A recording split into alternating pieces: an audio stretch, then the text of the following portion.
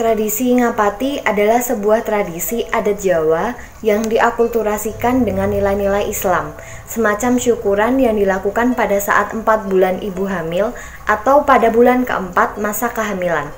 Tradisi ini bertujuan untuk mendoakan si jabang bayi dengan membaca beberapa surat Al-Quran. Dinamakan ngapati karena diambil dari kata 4 yang kemudian dibahasa Jawakan dengan ngapati yang berarti 4 bulanan. Tradisi ini dilaksanakan di beberapa daerah di Indonesia, khususnya di Pulau Jawa, seperti di daerah Pekalongan dan Magelang. Namun, dalam pelaksanaannya, masing-masing daerah memiliki perbedaan. Contohnya di daerah Pekalongan, surat Al-Quran yang dibaca dalam pelaksanaan tradisi ngapati sebatas 2 surat saja, yakni surat Yusuf dan surat Maryam. Sedangkan di daerah Magelang, surat-surat Al-Quran yang dibaca adalah 4 surat, yakni surat Yusuf, surat Maryam, surat Luqman, dan surat Yasin. Untuk makanan yang dihidangkan adalah ingkung ayam jago yang kemudian akan dimakan dengan mengambil sedikit-sedikit ke ayam ingkungnya.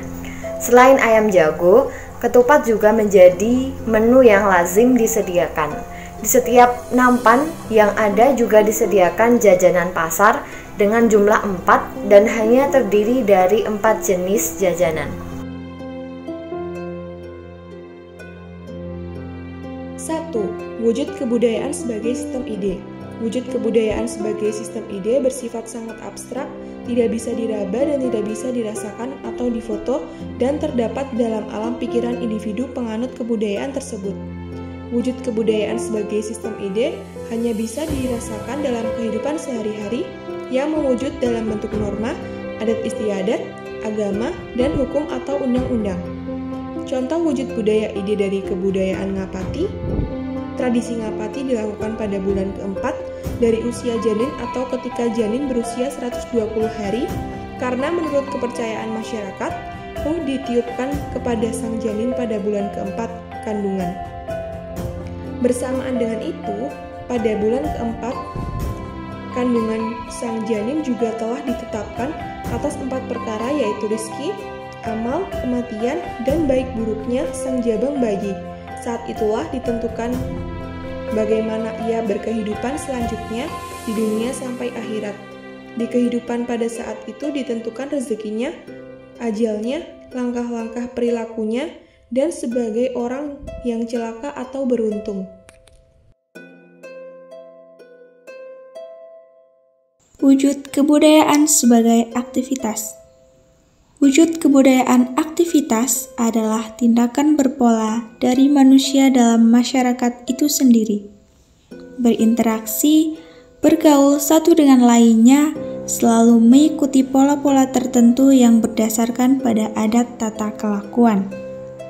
Contoh wujud aktivitas dalam tradisi ngapati yang pertama, doa bersama, yang kedua, makan bersama, yang ketiga, memasak makanan untuk berkat, dan yang keempat, membagi berkat.